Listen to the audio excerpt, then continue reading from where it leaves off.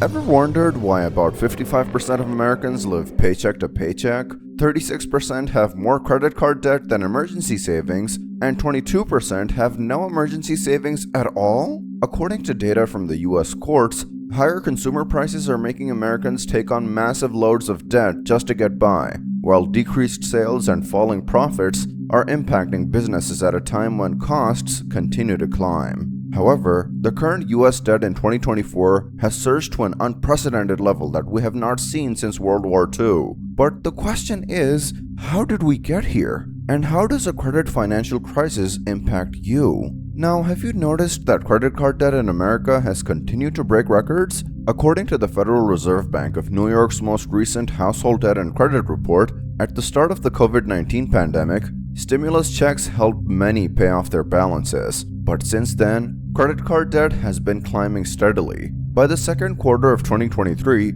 it shot past $1 trillion, reaching $1.12 trillion. In fact, the Board of Governors of the Federal Reserve System reported that bank credit levels have fallen for 3 straight quarters. This is the first time we've seen this since 2010. The only other time in the past 50 years this happened was during the 2008 to 2009 financial crisis. What's more alarming is that the cost of carrying this debt has also skyrocketed. Not only that the credit card APRs went up 30% in just 18 months, it is also eating away our budgets more than ever before. Meanwhile, credit card debt is just one of many financial burdens we encounter, alongside mortgages, car loans, student loans, and medical bills. Yet, the credit card stands out as uniquely powerful. It's incredibly accessible, heavily marketed, and directly impacts your credit score, a key factor in securing future loans at favorable rates. For decades,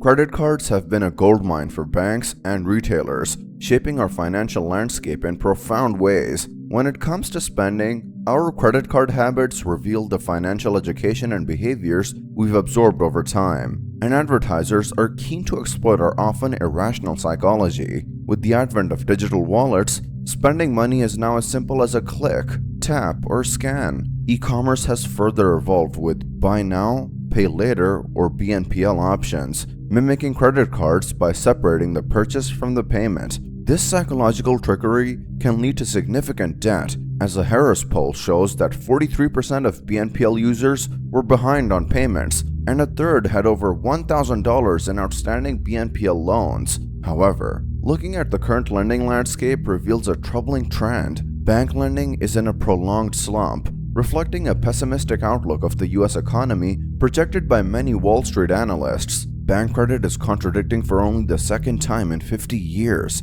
emphasized Till Moratz, head of liquid assets at German insurer Continental. This contraction means that both companies and consumers will need to borrow less, as higher interest rates make loans more expensive. With debt harder to secure, businesses are scaling back on spending projects, and consumers are delaying significant purchases like cars and homes, further stalling economic growth. Speaking of record high interest rates, it only adds insult to injury, and relief is not on the horizon. Do you know that the central bank remains firm on maintaining tight monetary policy until its 2% inflation target is met? This makes credit access increasingly difficult for households and businesses alike. Late last month, the Federal Reserve's Senior Loan Officer Opinion Survey revealed that most US banks tightened their lending standards in the past quarter. Specifically, 51% of banks have made it harder for large and middle market firms to obtain commercial and industrial loans,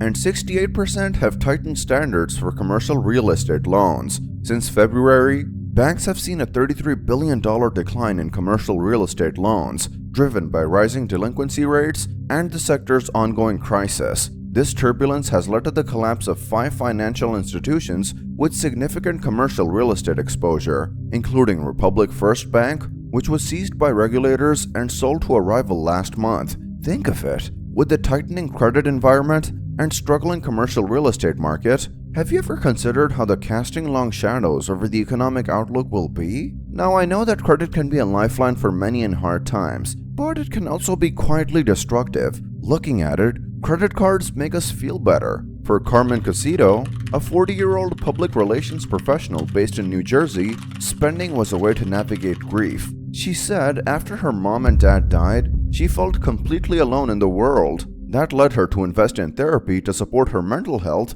and travel to 4 new countries. What is more fascinating about this is that at the start of 2023, Casito took out a $13,000 debt consolidation loan to regain control over her credit card balances. But you know what? Instead of her total debt burden going down, it's gone up. Besides that, she has suffered from lots of heartbreaks. After breaking off an engagement in the spring, she booked a trip to Greece to get away from it all, blowing the budget. Upon reflection, Casito noticed how previous experiences had shaped some of her money behaviors. However, each of these toxic relationships in her past leaves a deep mark on her self-worth and choices. Early in her life, one boyfriend criticized her crooked teeth, leading her to get braces again, hoping to feel worthy of love. Another boyfriend dismissed her wardrobe as drab, prompting her to fill 2.5 closets in a desperate bid for approval. Now, her goal is to pay down half of her loan debt over the next 6 months. People you care about leave lasting impressions on you, for better or worse, and how you spend money may be directly tied to the experiences you've had in your relationships, says Tracy Williams, a board-certified psychologist and certified financial therapist. The pain of your experience lingers if it isn't addressed, and spending money is one way you might try to soothe that pain. Have you noticed that when we're stressed or sad, we seek something to lift our spirits? We lean on a quick fix known as retail therapy. This seemingly harmless habit is driven by 2 powerful psychological feedback loops that are alarmingly easy to reinforce. The first feedback loop involves the thrill of anticipation. According to a 2021 study published in Scientific Reports, just the thought of using a credit card to make a purchase can activate the brain's reward network. Researchers found that subjects considering buying Xbox controllers experienced a surge in dopamine, akin to a step on the gas response. The mere prospect of spending triggers excitement and pleasure, making it addictive.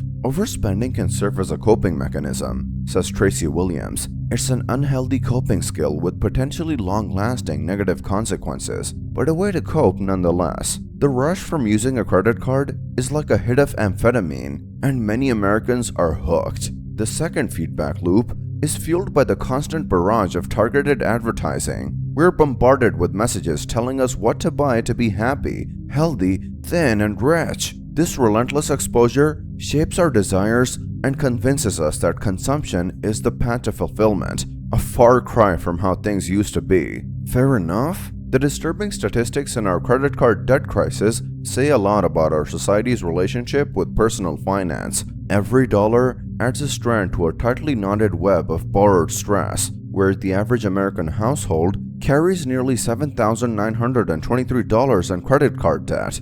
This year, they are contributing slightly less, at $363 per month, than the $430 they paid monthly in 2023. One reason people are contributing less is due to record high credit card interest rates combined with elevated prices for everyday goods, highlights Matt Schultz, chief credit analyst at LendingTree. It tells you that people are really struggling in the wake of stubborn inflation and other financial headwinds that they've faced for several years, he added. People have less money to contribute to their financial goals, like paying down debt, but putting less money towards paying down your credit card debt in the short term could have major consequences in the long term. That's because if you're not paying off your bill in full, interest charges continue to accrue and pile onto your unpaid balance, making your debt load even higher and hurting your credit score. More importantly, putting extra money toward interest charges means that money is not used to build up your emergency savings or retirement fund,